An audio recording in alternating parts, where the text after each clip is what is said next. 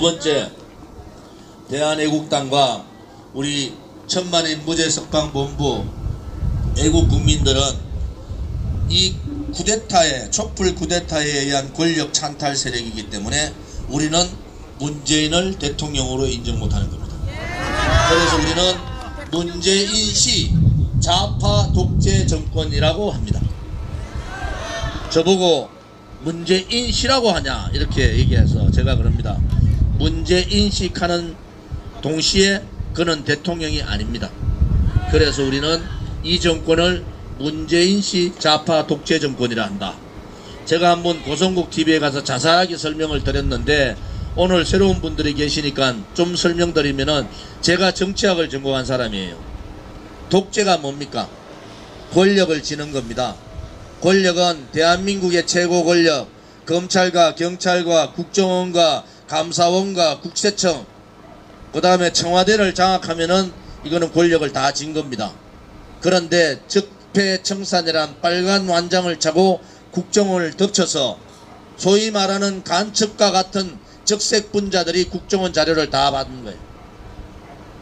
국정원에 지금 휴민트 김대중 때 사라지고 또 다 사라져 버렸습니다. 그러면 권력은 확실하게 이 좌파 주사파 정권들이 진 겁니다. 그 다음에는 돈을 지어야 되는 거예요. 돈. 여러분들 포퓰리즘 정책이라고 지 멋대로 돈 씁니다. 지 멋대로 돈 써요. 박근혜 대통령 때 요거도 먹어가면서 저도 재선 때 공무원 연금 개혁해가지고 330조, 재정으로는 490조를 아꼈습니다. 저도 국회의원 떨어질 각오를 하고, 우리 동네 가면요, 그 당시에 공무원들이 저 손도 안 잡았어요. 공무원 연금 개혁 주동한다고. 그런데 결국 성공했잖아요. 저는 노동개혁도 제일 앞장섰어요. 노동개혁 중에서 민노총이나 한국노총 전임자들 제가 다 없애버렸어요. 전임자들 왜 없었는지 아십니까? 전임자들이 뭡니까?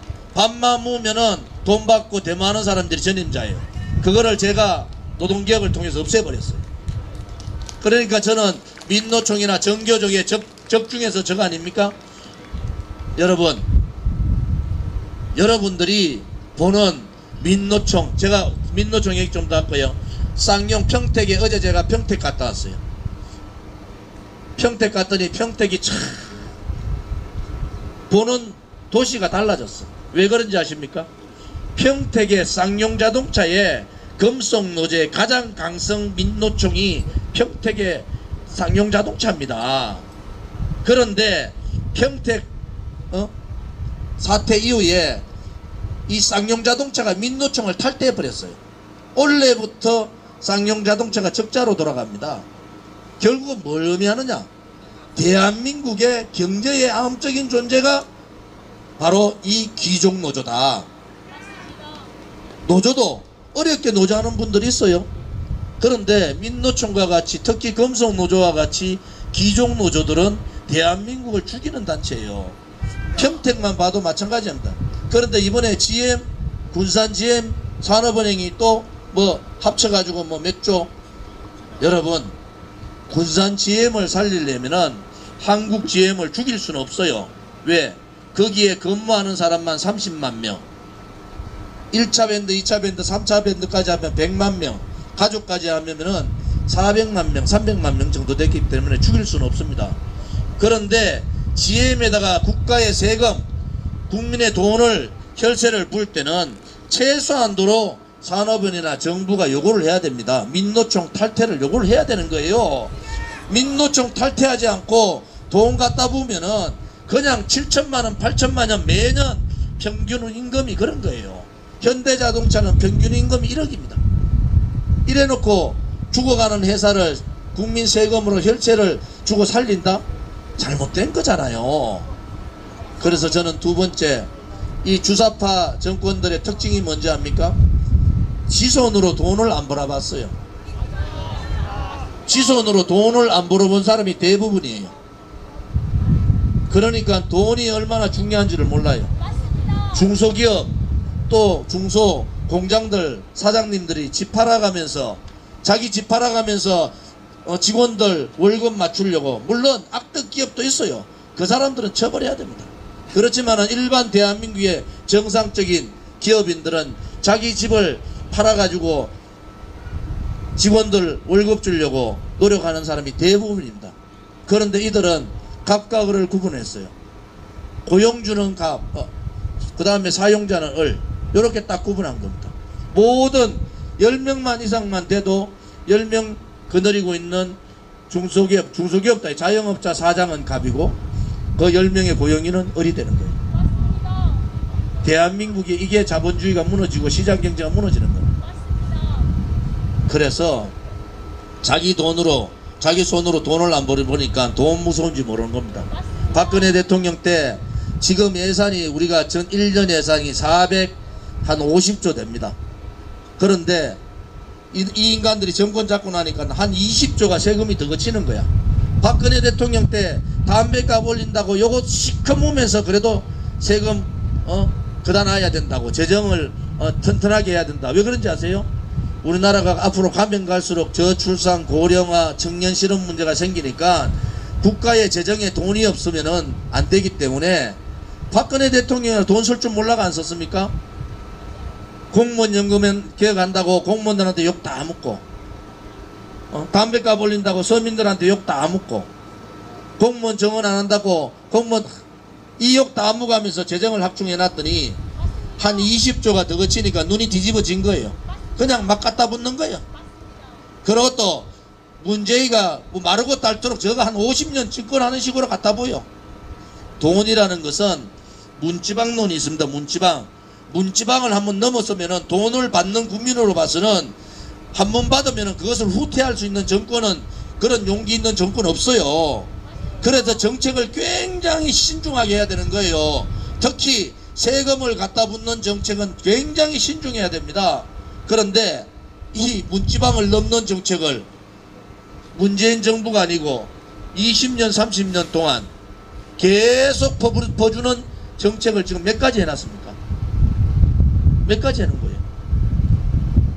여러분, 돈을 졌잖아요. 제가 처음에 그랬죠. 권력 쥐고 돈 쥐고 돈도 쓸 줄 모르는 놈들이 갑자기 돈을 가지니까 막 퍼주는 겁니다. 나라가 그래서 안보는 안보대로 망하고 경제는 경제대로 망하게 생겼다. 그 다음에 세 번째 뭡니까? 세 번째가 언론 방송 장악입니다. 독재의 요건 중에 세 번째가 언론 방송 장악이에요. KBS하고 MBC하고 임기가 남아있는 멀쩡한 사장들을 노조가 뒤집어 버렸어요. 그것도 비리라고, 아무 비리 별로 없는 걸 비리라고 뒤집어내 가지고 가족까지 협박해가고 그래가지고 사장들 다 도망갔어. 쫓겨난 거지, 도망간 게 아니고. 언론 방송 다 장악했습니다. 패널들요, 자기 입맛에 안 맞는 패널은, 우파 얘기하는 패널은 다 제거해버립니다. 여러분, 권력 쥐고 돈 쥐고 언론 방송까지 쥐고 마지막 하나가 뭐냐? 이 독재의 전형적인 게 마지막 하나가 장기 집권 업무입니다.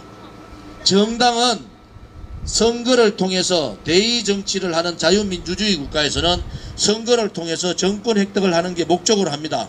그리고 장기적으로 정권을 잡기를 원해요. 그런데 업무에 의해서 정권을 잡는 것은 불법입니다. 그래서 권력 쥐고 돈 쥐고 언론 방송 장악하고 장기 집권 업무까지 가지고 있으면 이거는 독재국가입니다. 그래서 대한애국당과 저와 애국 국민들은 이 문재인 정권의 두 번째, 첫째는 촛불 쿠데타 권력 찬탈 세력이다. 두 번째는 문재인씨 좌파 독재 정권이다. 이렇게 얘기합니다. 세 번째는 뭐냐? 우리는 한미동맹 강화를 통해서 김정은을 레짐 체인지 하자. 막 그냥 영어 써서 레짐 체인지입니다. 쉽게 말하는 김정은 잡아내자는 거예요. 김정은을 없애자는 거 아닙니까? 김정은을 없애야지 이놈의 핵을 없애든 대량 살상 무기를 없애든 할 거 아닙니까? 그러면 북핵 폐기는 북핵 폐기 회의하고 대량 살상 무기는 대량 살상 무기 회의하고 또 장사정부는 장사정부 회의합니까? 그렇지 않습니다. 근본적인 거는 김정은을 드러내야 된다. 박근혜 대통령께서 탄핵당한 이유 중에 하나가 저들이 김정은을 죽이겠다고 2016년 8월 15일 날 박근혜 대통령은 이렇게 합니다. 김정은 계래 정권, 김정은을 싸고 있는 그들과 북한 인민들을 분리를 했습니다.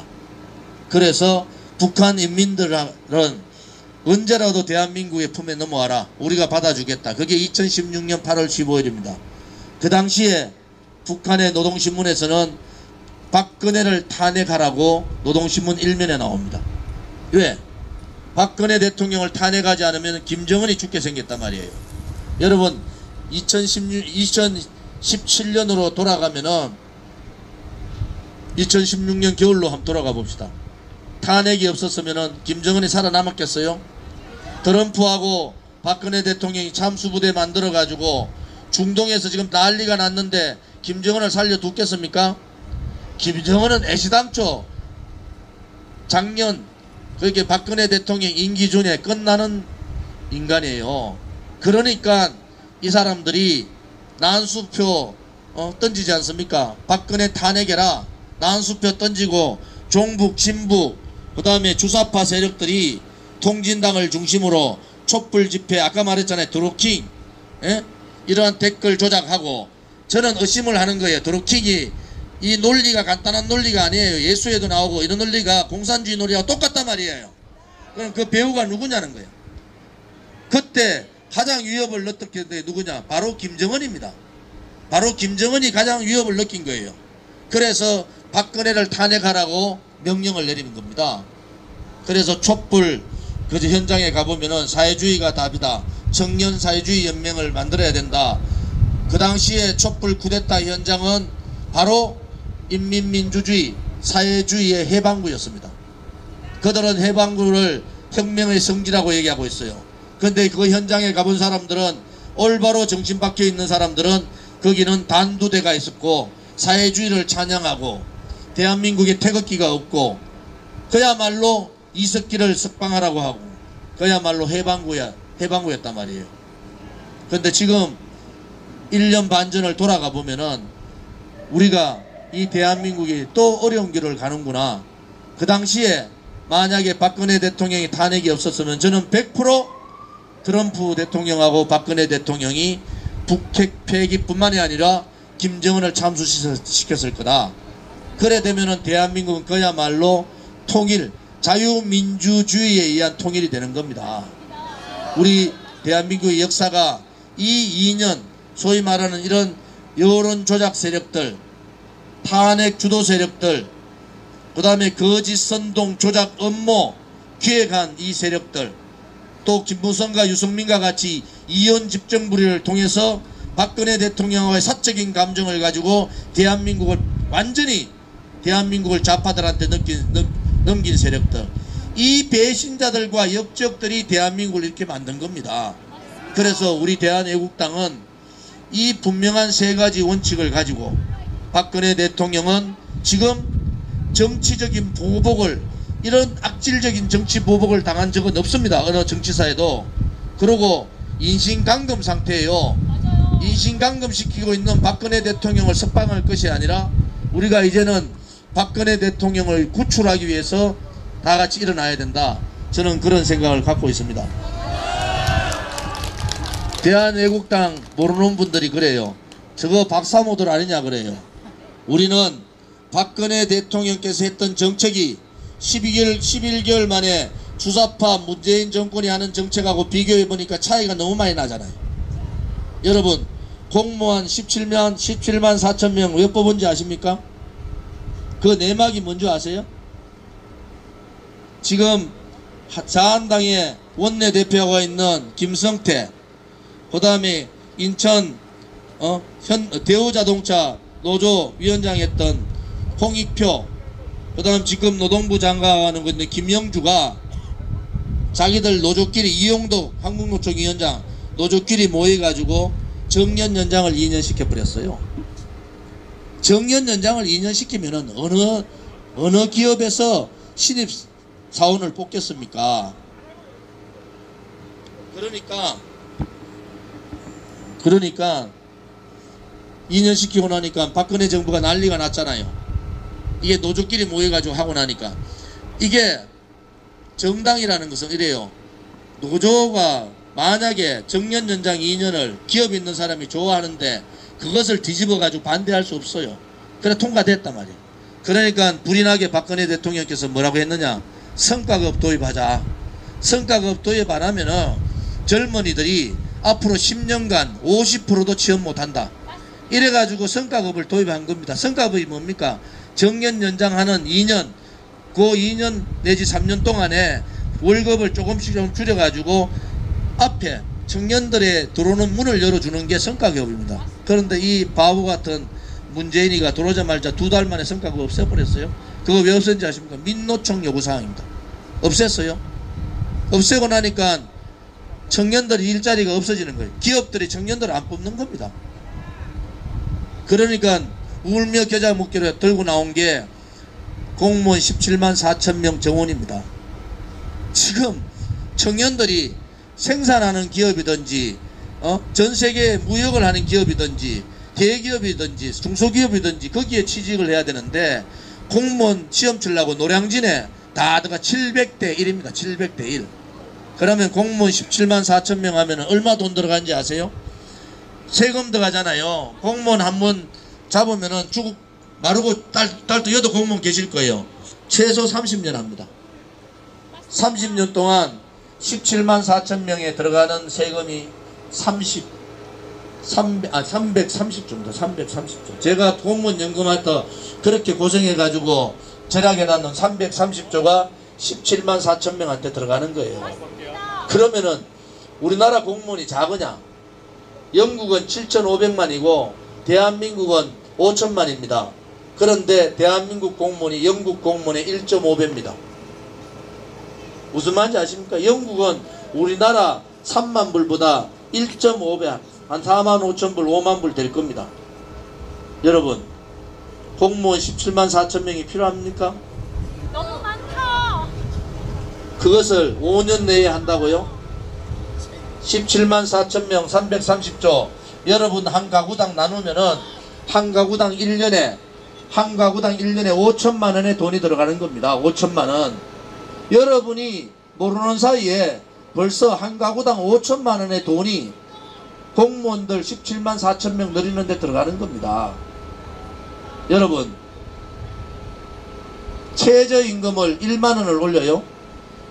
대한민국 경제가 완전히 망해버렸습니다. 최저임금 1만 원 올리니까요, 식당을 비롯해서 자영업자가 우리나라 700만이에요. 700만 자영업자 중에 3분의 1이 문 닫았습니다. 자기들이 자랑하는 경제통계, 2월달 경제통계에 숫자도 비슷합니다. 서비스업에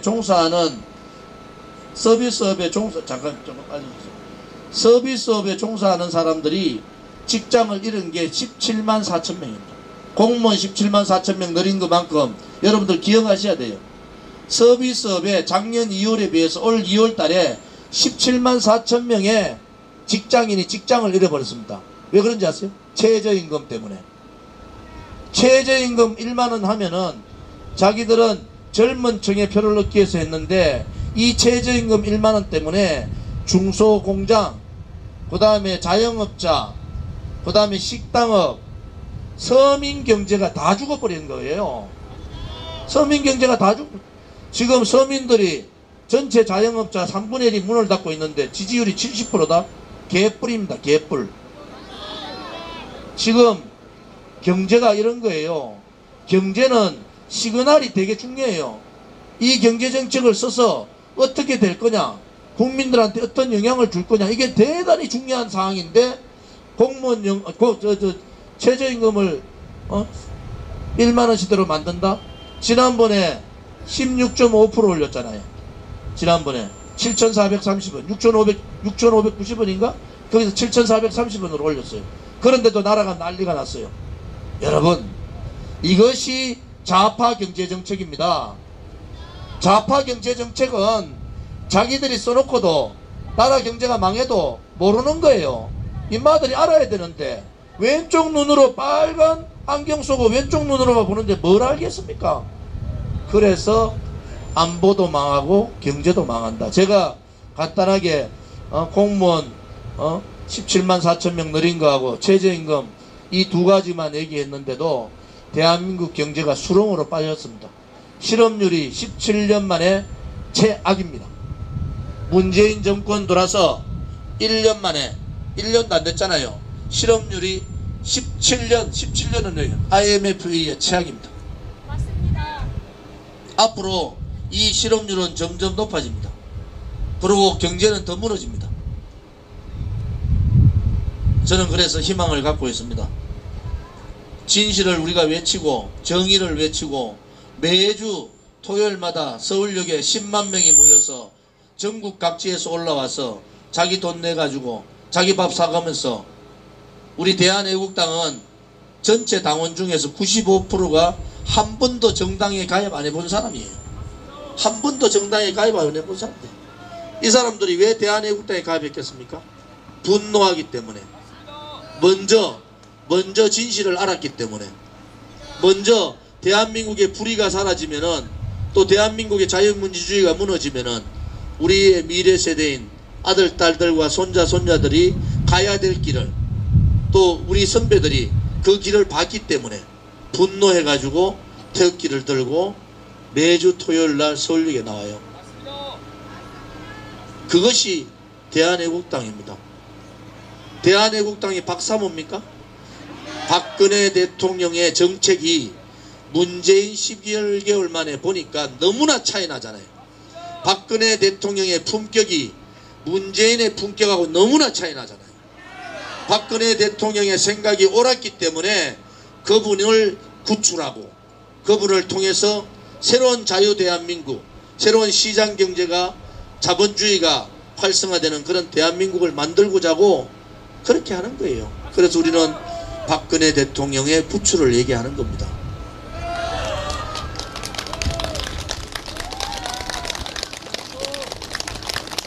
그래서 제가 그렇게 해요. TV 토론 좀 지켜주면 좋겠어요. 제가 홍준표든 뭐 농객 중에 제일 잘 나는 놈이라도 저하고 TV 토론 했으면 좋겠어. 그것도 방송에다가 한 3시간짜리 원고 없이 앉아가지고 대한민국 전체의 얘기를 좀 해보자. 대한민국의 전체의 미래를 좀 얘기해보자. 대한민국의 진실이 뭐고 정의가 뭔지, 너희들이 그렇게 자랑하는 주사파 좌파 정권들이 잘하는지, 우리가 얘기하는 게 맞는지 한번 했으면 좋겠어요. 그런데 10만 명이 모여도 태극기 집회 방송 언론 하나도 안 나갑니다. 어제 서울역에서 서울역에 빠져나오는 데만 10만 명이 1시간 걸렸어요. 서울역에서 한국일보, 한국은행, 신세계, 명동 앞에 신세계까지 꽉 찼습니다. 그런데도 한자도 안 내줍니다. 왜? 좌파들한테 무섭잖아요. 저는 국회의원 3선입니다. 대구에서 제가 아마 19대 20대 거의 최다 득표 얻었을 거예요. 저도 이 비겁하게 고개 한번 숙이고 등 돌리고 아이고 박근혜 대통령님 뭐 잘못했겠지 하고 있으면은 저는 4선 5선은 그냥 하는 겁니다. 또 상임위원장 저는 벌써 내정됐는데 제가 자한당에서 할 수 있는 거는 최고 수석 최고위원까지 제가 했기 때문에 할 수 있는 거는 원내대표 당대표밖에 없어요. 저는 가만히 있으면은 그냥 원내대표 당대표 국회 부의장 국회의장 할 거예요. 그런데 저는 그렇게 못하겠습니다. 대한민국에 한 명의 국회의원 300명 중에 한 명이라도 이 진실을 얘기하고 박근혜 대통령이 죄가 없다고 얘기하고 대한민국이 이렇게 가면은 공산화가 된다고 얘기하고 우리가 침묵하고 있으면은 우리가 비겁하게 용기 갖지 않고 행동하지 않고 있으면은 가장 악질적인 놈들한테 무능한 놈들한테 지배받는다고 얘기를 해야 되지 않겠습니까? 평양방송에서 평양중앙방송에서 조원진을 처단하라고 명령을 내렸어요. 제 사진까지 내고 아마 평양 북한 주민들도 조원진이 잘할 거예요. 역도 중에 역도라고 평양중앙방송에 제 사진까지 나오면서 조원진 역도를 처단하라고. 김정은이 현송월이 왔을 때 화형식 했다고 대한민국 경찰이 저보고 1차 소환, 2차 소환, 3차 소환을 합니다. 저 가야 되겠어요? 그러면 제가 가면은 김정은의 화형식에 있는 사람이 해외 동포까지 해가 100만 정도가 되는데 그 사람들 다 잡혀가야 되잖아요. 여러분, 제가 오늘 연설하지 않고 이렇게 대담식으로 말씀드리는 것은 이제 대한민국이 현실을 아셔야 됩니다. 여러분들이 오늘 유튜브 보시고 그 다음에 해외에서 이거 생방되잖아요. 생방. 이거 생방되는 거예요. 이 유튜브가 내일 되면은 한 50만 찍습니다. 50만 명. 어디 가보세요. 유튜브 본 분들이 그래 많아요. 오늘 여기 처음 들으시는 분들 유튜브 방송 보세요. 유튜브 여기 허준 선생도 있고 참소리 뭐 이래가지고 찍으면은 나와요. 그 다음에 여도 있잖아. 아마존 에고. 아마존 에고. 아마존. 네. 파인트리어. TV80. 파인트리어. TV 파이팅. 아무튼 유튜브 보세요. 유튜브 보시면 진실이 보입니다. 유튜브를 보는 사람하고 유튜브를 안 보는 사람하고 딱 갈라져 있어요. 그런데 이 유튜브가 오늘 찍은 유튜브가 내일 되면은 50만 명이 봅니다. 이게 현실이에요. 50만 명이 봐서 오늘도 보세요. 그냥 여기서 고향 여기서 서명대 한다고 하는데도 이만큼 오시잖아요. 여러분, 다음 주는 우리가 경주에 울산 경주에 집회를 갑니다. 그 다음 주 서울 집회는 우리 롯데 삼성동이 아니죠. 잠실 롯데에서 합니다. 2시에 하니까 유튜브 보시는 분들 진실이 뭔지, 우리가 무엇 때문에 속고 있는지, 왜 속고 있는지, 박근혜 대통령이 왜 죄가 없는지 꼭 집회에 오셔서 진실의 광장, 정의의 광장에 동참해 주시기를 부탁드리겠습니다. 고맙습니다.